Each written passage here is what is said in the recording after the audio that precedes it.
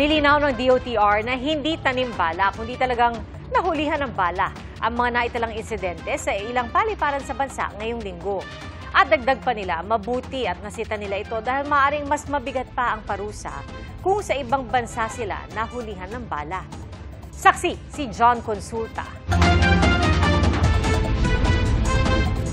Umalma sa social media ang tatlong nakuhanan umano ng bala sa iba't ibang airport sa bansa mula March 24 hanggang 27. Nilagay lang umano ang bala habang ini-inspect ng Office of the Transportation Security o OTS. Pero sabi ng Department of Transportation at OTS, hindi tanim bala ang tatlong insidente. Ang bala halimbawa na nakuha sa isang maleta sa Clark International Airport nitong March 27, nasa isang plastic na nasa loob ng selyadong dilata ng bagoong. Umamin umano ang may-ari na pinadala ito ng kakilala. Nakatago sa isang lata ng bagoong na inamin naman po ni Lola na may nagpadala lang sa kanya ata na hindi ko alam kung kamag-anak ba o kaibigan.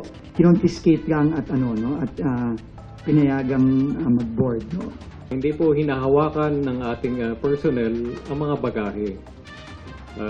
Pag ito'y dumaan na sa X-ray at meron ng mga pong nakita, yun pa lang po ang time na hahawakan at ikokontrol yung bagahe or manual inspection. Ang bag namang nakita ng 4 na bala sa NAIA Terminal 3 X-ray noong March 24 ng isa nakagwante sa OTS personnel na gamit pala sa practice firing sa shooting range ng pasahero ilang araw bago ang kanyang flight. Na-detect din umano sa Terminal 3 X-ray ang isang bala namang nakasiksik sa isang maleta noong March 20. Hindi po namin sinasabi na walang mga nangyaring tanimbayan. Pero kapag nakita naman po namin na ang mga kababayan natin ang nagkulang o nagkamali, kailangan din naman po i-call out natin yan. Kung hindi nila nasita, baka sa ibang bansa pa nadala ang mga bala kung saan mas mabigat ang parusa ayon sa DOTR at OTS. Halimbawa, ang nahulihan ng bala noong March 24 papunta sarang Singapore, kung saan hanggang 10 taon pwedeng makulong ang mahuhulihan ng bala. At hahampasin pa ng ratag pamalo o cane ng 6 na beses.